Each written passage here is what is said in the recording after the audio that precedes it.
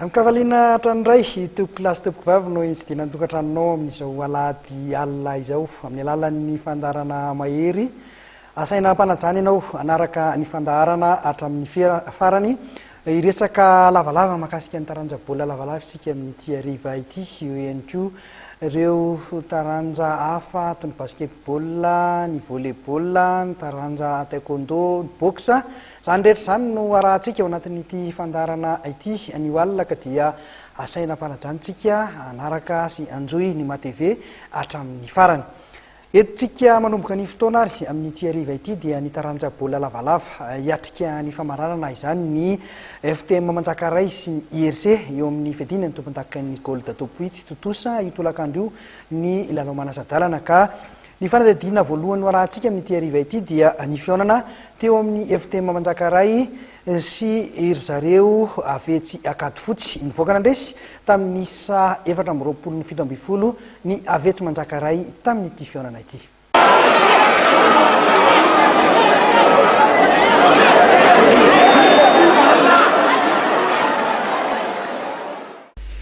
Tafita amin'ny famaranana ny FTM Manjakaray manao akanjo manga amin'ny sary rehefa nandresy ny USA nakady fotsy manao akanjo maitso tamin'ny isa 4:17 io tolakandro io teny amin'ny kianja Makiento Tapenaka nandritra ny lalao manasadalana fedina ny tompontakan'ny Gold Top 8 izay lalao isan'ny nandrasan'ny maro ity fionana teo amin'ny samy quartier ity.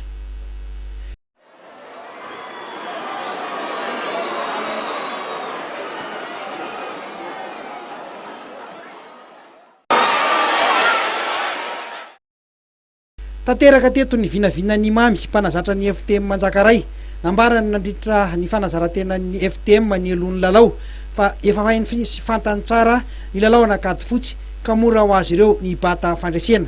Tanteraka io fanambin'ny FTM io zany. Ady ity Benarivo mpanazatra mpanampy ka tsy maintsy entina mbavaka ny lalao hatramboalohany ka hatramin'ny farany.